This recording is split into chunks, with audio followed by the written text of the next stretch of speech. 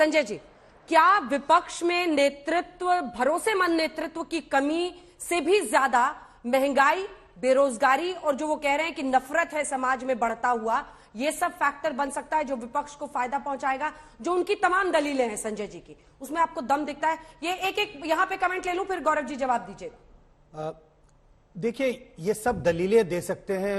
संजय निरुपम जी अपनी दलील देंगे, गौरव जी अपनी दलील देंगे, लेकिन अगर हम पिछले 4-5 चुनावों को देखें, खासकर 2014 के बाद जितने विधानसभा के चुनाव हुए, लोकसभा के चुनाव हुए, कई विधानसभा चुनाव में भी यही देखने को मिला कि जो लोकल मुद्दे थे वो चुनाव में मुद्दे नहीं बन पाए। विपक्षी पार्टियां, जहां जहां बीजेपी की सरकार रही है, उन राज्यों में विपक्षी पार्टियां लोकल मुद्दों को मुद्दा नहीं बना पाई, और जितने चुनाव हुए राज्यों के चुनाव में भी नेशनल मुद्दे हावी रहे। इस वजह से कांग्रेस को और दूसरी अन्य पार्टी को हार का सामना करना पड़ा। यह जरूर है कि हिमाचल में यह ट्रेंड बदलता हुआ दिखाई पड़ा।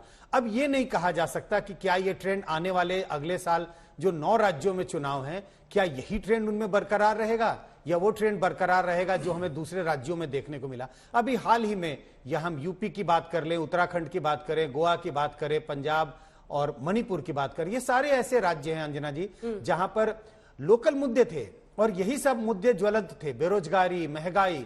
लेकिन इन सब मुद्दों पर जनता ने वोट नहीं किया। जो राष्ट्रीय मुद्दे थे वो हावी हो गए और उस पर ही जनता ने बढ़ चढ़कर वोट किया, जिसका फायदा बीजेपी को मिला। हिमाचल में लेकिन देखिए इस बार मुद्दा बना विनोद जी, लोकल मुद्दे हावी रहे। ओपीएस, अग्निवीर, महंगाई, बेरोजगारी, वो हमने इसमें चर्चा भी की है पीएससी में। मेरा सवाल आपसे यह है, जो संजय जी की बात का दूसरा हिस्सा था, वो कह रहे गुजरात में तो गुजराती अस्मिता, गुजरात के नाम पर उनको वोट मिल गया, अन्य राज्यों में नहीं मिलेगा, और जो ट्रेंड हिमाचल ने दिखाया है वो हावी होगा। आपको क्या लगता है? नहीं, देखिए, अभी तक जो चुनावों का अनुभव है वो दो चीजें बताता है।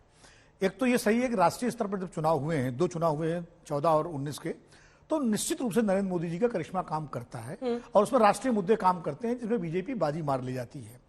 विधानसभा चुनावों में थोड़ा स्थिति बदल जाती है, लेकिन एक बड़ी महत्वपूर्ण बात यह है कि भारतीय जनता पार्टी एक ऐसी पार्टी है जो सबक लेती है और कोर्स करेक्शन करती है। मैं 2 उदाहरण दूंगा, बल्कि 2019 से चुनाव से पहले उत्तर प्रदेश में 3 उपचुनाव हुए लोकसभा के, और तीनों में भारतीय जनता पार्टी हार गई, गोरखपुर, फूलपुर और कैराना। लेकिन उससे कोर्स करेक्शन किया और अपने समीकरण ठीक किए भारतीय जनता पार्टी ने उत्तर प्रदेश में, और वही भारतीय जनता पार्टी मायावती और अखिलेश जी का गठबंधन होने के बावजूद 67 सीटें अपने एलआईसी के साथ मिलकर जीत जाती है। तो ये जो कोर्स करेक्शन का तरीका है, ये भारतीय जनता पार्टी बहुत तरीके से करती है।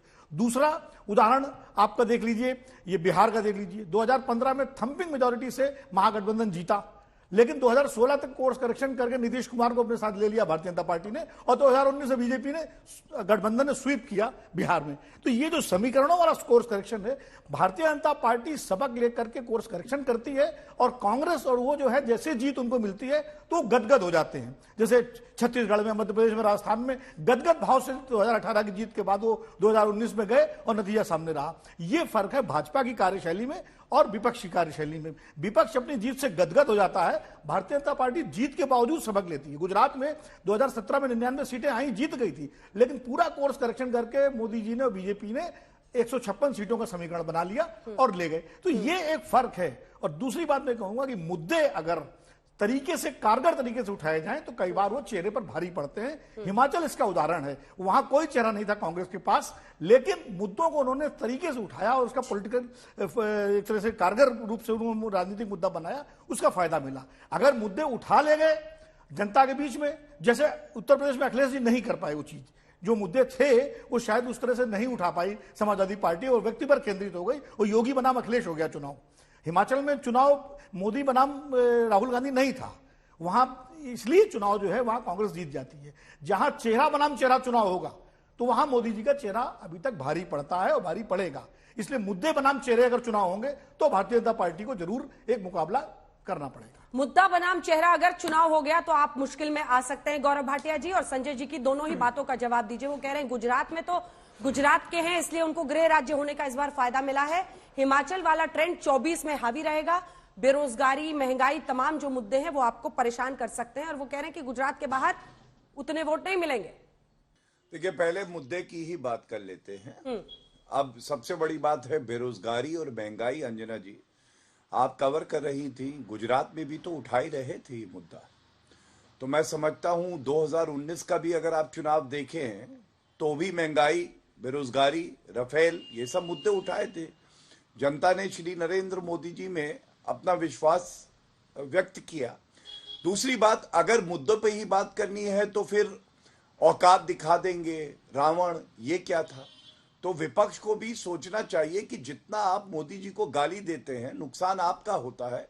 अगर मुद्दों पे चर्चा चाहिए तो आंकड़ों के साथ, तथ्यों के साथ होनी चाहिए, चाहे वो महंगाई हो, चाहे वो बेरोजगारी हो, चाहे कोई और मुद्दा हो। दूसरी बात हमें नहीं भूलना चाहिए, 2022 में 5 विधानसभा के चुनाव हिमाचल और गुजरात से पहले जब हुए तो क्या हुआ था? 4 जगह भारतीय जनता पार्टी की सरकार थी, जिसमें उत्तर प्रदेश भी है। सीटों और जनसंख्या के आधार पे सबसे बड़ा प्रदेश है। जीत भारतीय जनता पार्टी की हुई। उत्तराखंड में भी इतिहास रचा गया।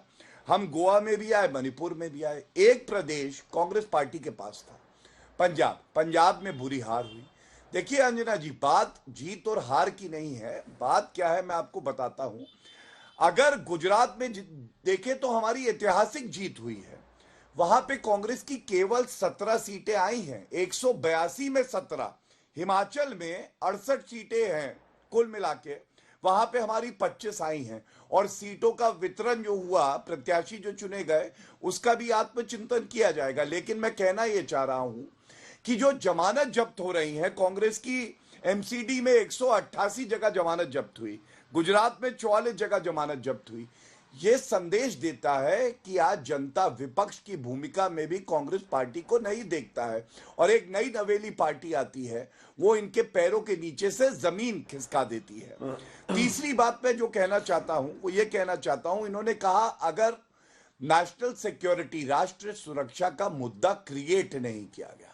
मैं इस पे आपत्ति दर्ज करता हूं, और यह बात भी कांग्रेस पार्टी को समझनी चाहिए कि अगर आप, पुलवामा का हमला होता है और उसके बाद बालाकोट एयर स्ट्राइक होती है और आप कहते हैं कि ये क्रिएटेड है, या आप सेना से कहते हैं कि आप हमें प्रूफ दीजिए, जनता इसको पसंद नहीं करती है। जो राष्ट्रीय सुरक्षा से जुड़े मुद्दे हैं, चाहे सत्तारूढ़ पार्टी हो चाहे विपक्ष हो, जनता चाहती है सब एकजुट हो जाए, एक साथ खड़े रहें। यह सबक शायद कांग्रेस पार्टी ने नहीं सीखा।